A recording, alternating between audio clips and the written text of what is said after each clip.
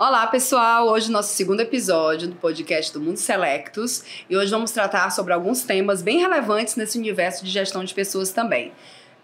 Papéis e responsabilidades dentro da empresa, RH estratégico, critérios para promoção e também critério para desligamento. Estou aqui novamente com a Andressa Lei, nossa líder de marketing, e a gente vai falar um pouquinho acerca dessas temáticas. Essa é uma temática que todo mundo quer saber. O que eu sinto, assim, muito dos empresários, sabe, Cecília, é que eles não entendem muito bem o papel do RH.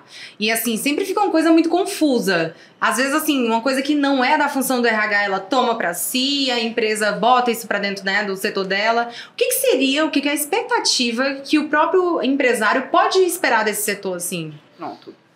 Alguns pontos é preciso que a gente, diferencie e tenha a clareza do papel de um RH e um RH estratégico, né?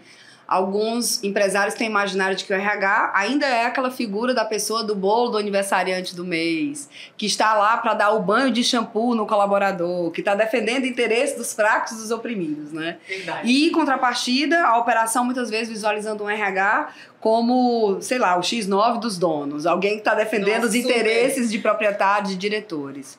Primeiro ponto, o RH é diferente de departamento pessoal, então, usualmente as empresas têm alguém que cuida da folha de pagamento, dos benefícios, e RH realmente tem que ser, ou capital humano, gente de gestão, mudou-se hoje em dia muitas nomenclaturas para ficar mais claro a expectativa desse papel, né? Que é alguém que foca nas pessoas. Alguém que está ali para entender como trazer o melhor profissional, qual vai ser a trilha de carreira dentro do negócio, possibilidades de expansão e sempre pensando no negócio, né? Muito cedo já na minha carreira eu fui para a área de recursos humanos, né? Tive a oportunidade de entender que, né, a minha escuta diferenciada podia estar nesse ambiente, né? Eu sou psicóloga de formação e já me encantei pelo esse mundo organizacional. Mas muito cedo eu captei que precisava de algo mais. Tanto é que eu já fui para a MBA em Gestão Empresarial, Psicologia Organizacional, fui me munindo de visão de negócio.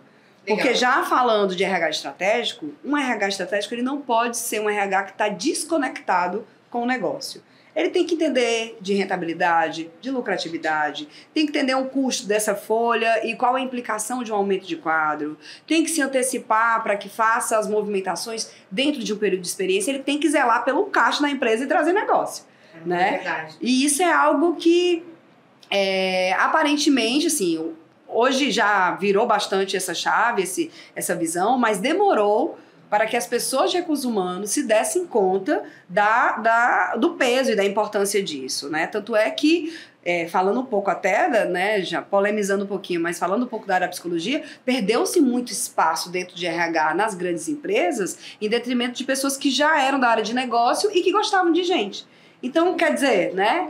Vira aí a grande sacada. Poxa, independente de se você vem de humanos, de negócio, hoje quem está à frente do RH estratégico é o profissional que tem a sensibilidade de o entendimento que movimenta as pessoas, conciliando com as necessidades do negócio. Né? Então, dentro da alta performance, não tem nenhuma ação que seja uma ação deliberada porque ela é só fofa. Claro que a gente também quer ser fofo, claro. Né? A gente entende que gente feliz, na última pesquisa que saiu das melhores empresas do topo de ranking, pessoas felizes produzem até 31% mais, né, do que empresas usuais que não são ranqueadas, que não têm essa perspectiva de valorização do capital humano.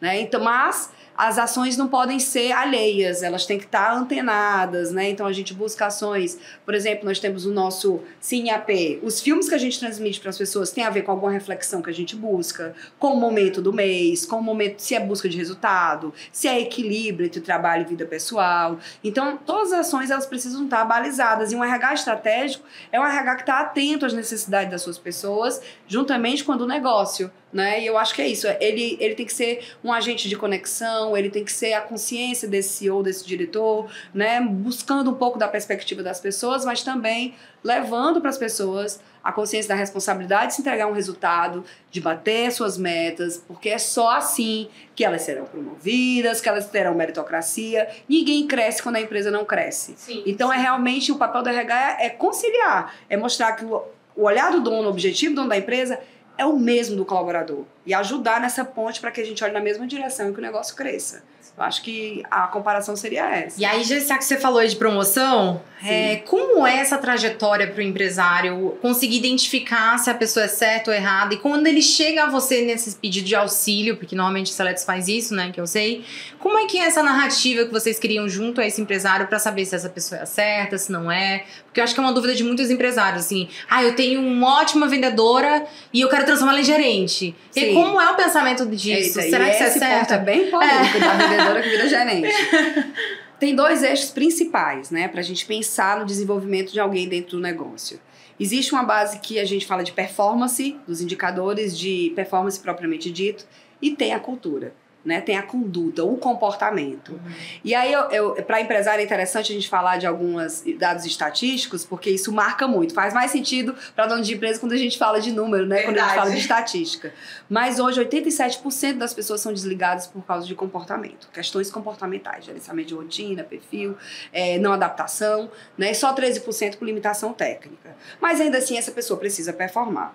Então, quando eu vou pensar se esse profissional é um dito essencial, e a gente trabalha muito com a régua, né, do Jack Welch lá do 20-70-10, então, assim, o que quer dizer isso? 20% dos profissionais, eles são essenciais para o negócio, né? Isso já era uma teoria que ele trazia da época da GE, porque as pessoas performam bem e as pessoas vestem a camisa da empresa. 70% eu digo que são os carregadores do piano, são importantes, ou porque ele tem a cultura e precisa desenvolver tecnicamente, ou ele tem a técnica, mas ainda não passou por aquele processo de vestir a camisa, se sentir pertencente, estar engajado no propósito. E 10% de detrator. Então, esses 10% tem que ser mapeado. Se não veste a camisa e nem performa, não faz sentido estar lá. Né? Isso é surreal, assim, não faz sentido mesmo, porque tem muita gente que quer. Né? Claro que com acompanhamento e feedback você pode checar se esse pessoal que hoje não está performando não tem a conduta, vale a pena ou não, e tomar uma decisão. Então, eu quero promover ou eu quero desligar, essa régua deixa isso bem claro. Sim. O quanto que essa pessoa está cumprindo aquilo que foi estabelecido, né? O quanto que ele atende esses indicadores, o quanto que ele vivencia os valores da AP, a gente chama os mandamentos da empresa, né? Tá alinhado com isso, então ele tá elegível, digamos assim. Agora a gente pode cogitar uma evolução dele dentro da empresa. Só que, além disso, a gente precisa entender as competências, né? Então, eu gostei do exemplo que você me trouxe, do vendedor que vai ser gerente. Isso, eu escuto muito né? isso. Porque o que a gente observa? Muitas vezes um movimento onde você pega um excelente vendedor, né? Um águia, como a gente chama, aquela pessoa que voa, fecha todos os negócios, e você faz uma transição sem prepará-lo para ser gestor. Então, ele não tem ferramenta, ele não sabe como fazer, ou você quer mais do que ele. Tem o imaginário de que ele vende tão bem que ele vai ser um bom gerente comercial, e não é bem assim. Verdade. Quantos gerentes comerciais competem com o seu melhor vendedor? Porque não virou a chave do vendedor. Ele não consegue entender, às vezes, por falta de preparo ou por perfil comportamental mesmo do vendedor. Ele é bem desorganizado porque ele quer atender muita coisa ao mesmo tempo. Muito competitivo. E quando ele vai para gerente, ele não tem essa didática de organização, né? Exatamente. Se ele não tem ali um bom senso de organização, se ele não entende que o resultado dele agora diz respeito ao do todo e não só o dele individual, ele se perde. E aí ele cai naquele risco de apontar erro, achar que o time é fraco, porque ele é um bom vendedor e o time não é autogerenciável, ele não está ali apoiando, não está traçando o caminho. E o papel do gestor vai ser muito fazer essa trilha no tático de pegar a estratégia e apontar caminhos para que a operação execute. Sim. Então, se ele não tem esse traquejo, ou se não foi ensinado para isso, o grande risco é você perder o teu melhor vendedor. Porque você não vai voltar, ele vai patinar e ele mesmo vai ficar como competitivo e pessoa, às vezes que se copa o resultado, a motivação vai pro pé e aí você perde. Surreal, né? A gente vê isso acontecendo. E aí você tocou num assunto também que eu quero falar, que é demissão. Eita.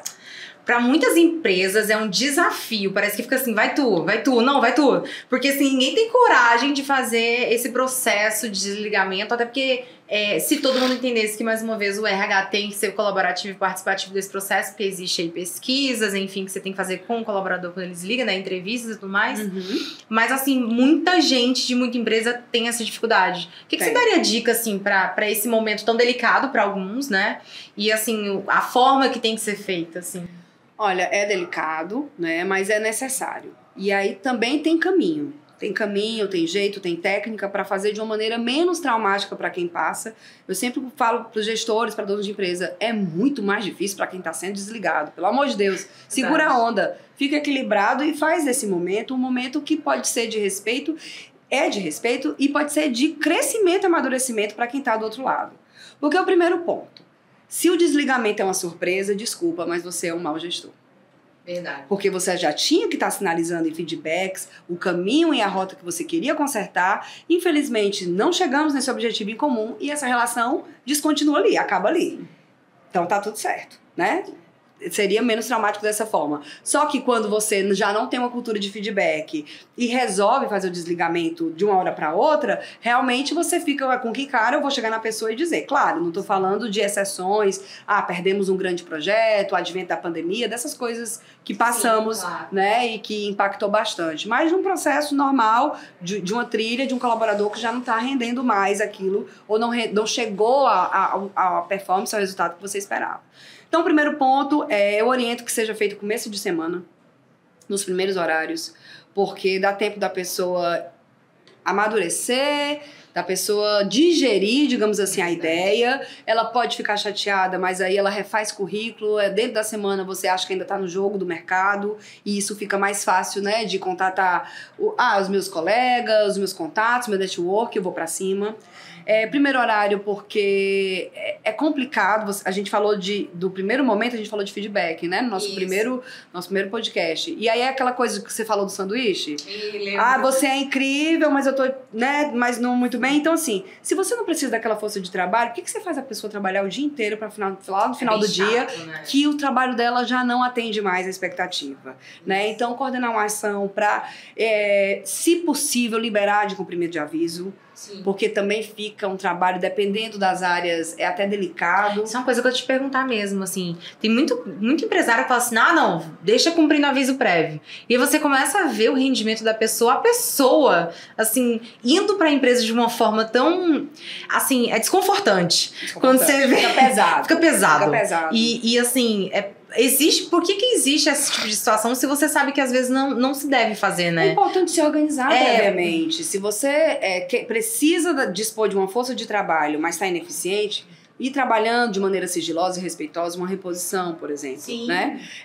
Mas aí você cumprir exigência de cumprimento de aviso ainda há um risco, principalmente se o fator é comportamental, de contaminar um grupo. De alguém que está chateado, que está um detrator, que está reclamando e está compartilhando. Dependendo do que seja, não vale. Porque eu vou deixar uma situação horrível e a pessoa que vai pedir para sair. Nossa. É uma conta que não fecha. Não fecha. É pensar muito pequeno em relação ao impacto de um clima organizacional, né? Então, fazer no começo da semana, fazer de uma maneira respeitosa, deixar claro o que aconteceu, né? Antecipadamente, você tem que ver com o departamento pessoal, tá em dissídio, não tá em dissídio, posso fazer, preciso retirar os acessos, a pessoa tem acesso a informações sigilosas mais delicadas, então retirar esses acessos também, né? De uma maneira preventiva, de fato, e aí conduz de uma maneira respeitosa, né? Às vezes é necessário. Às vezes até um time dos sonhos você tem que se desfazer para manter a sua operação sustentável. Sim. Né? Isso acontece. Então, sim, performa muito bem, mas uma área que não vai fazer mais sentido. A gente passou isso no advento da pandemia com o nosso área de eventos presencial. Time redondo, tudo lindo, mas não tinha mais evento presencial tão cedo. Então, assim, são tomadas decisões que precisam ser feitas em prol da sustentabilidade do negócio, mas de maneira inteligente e respeitadora mesmo, assim.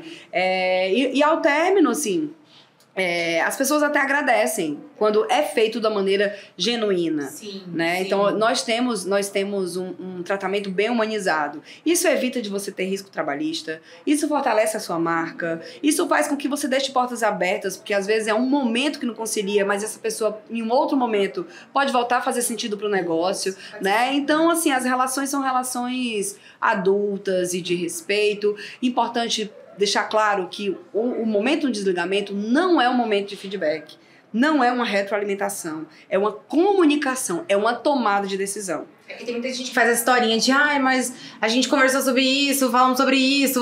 E assim, vira um sentimento tão negativo que a pessoa fala, de novo, tá falando sobre mim. Você vai eu tô de indo novo embora. Tocar, e de novo. Você vai de novo isso, fomentar, fica falando de coisas que você já viu que já não dá mais, já não é tomada de decisão. Já foi, Chega, né? esclarece, elucida, fala, explica os passo a passo do trâmite, do RH e assim a vida segue. De maneira objetiva e simples, né? Nesse caso, você acha interessante, porque assim, eu já passei por algumas empresas que faziam entrevista e desligamento.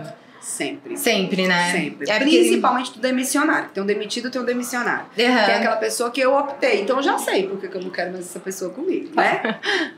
Mas quando me pede, e principalmente se é um talento, poxa, eu tenho que colocar uma escutativa muito forte nisso. Legal. Por que essa pessoa tá me deixando? Sim. Porque mais do que, e aí eu acho que vai ser um tema para outros encontros. Com certeza. Mais do que trazer a pessoa certa, é igual a conquista. Maravilhoso, mas como é que eu vou manter? Isso. Como é que essa chama fica acesa? É o engajamento do colaborador com a equipe, né? Sim. Então, quando esse bom profissional pediu para sair, poxa, eu tenho que rever. E eu tenho que entender onde é que eu tô pecando, porque perder talento é bem ruim. É difícil pra empresa, né? Quando perde esse grande talento, assim, você fica... Meu Deus, pra onde eu vou e o que aconteceu? E eu acho que é exatamente nessa hora que a pesquisa ativa te faz entender o que aconteceu ali com aquele colaborador, onde foi que não deu, sim, enfim. E ali é um momento rico, é como o cliente que reclama. É válido demais, porque enquanto ele está te dando essa possibilidade de escuta, dizendo que a empresa errou, né? Porque ele ainda respeita, ainda acredita, é ruim quando não tem, não quero expor mais nada, que fechou um ciclo, né? Como um colaborador que levanta a mão para reclamar de algo. Poxa, ele está te dando a possibilidade de melhorar. É o teu cliente interno, né? Muitas vezes tem aquele outro quietinho que levanta a mão e só diz, vou sair. Não estou satisfeito, e isso é ruim para a empresa, né? Então, esses mecanismos de diálogo, abertura para a escuta dos dois lados sempre é bem importante. E a gente voltou pro feedback, você percebeu? Vai e volta. Cultura de transparência. Cultura de transparência. Com certeza. Cecília, amei mais um episódio do nosso podcast. Eu acho que foi bem legal, assim. Obrigada. Eu acho que hoje a gente desmistificou em muita coisa. Porque eu acho que tem muito empresário que tem medo de todos esses pontos que nós colocamos hoje, mas eu acho que foi legal porque a gente conseguiu dar um passo a passo e tranquilizar um pouco, né, esse processo. Pode ser mais simples. Isso. Sempre pode. Gestão é um processo que tem que ser simples. E é isso. Mas olha, muito obrigada Eu e espero o próximo. Até o próximo. Até o próximo. Bem, pessoal, esse foi o nosso segundo podcast, parceria aqui com a FB Ideias. Espero vocês para os próximos.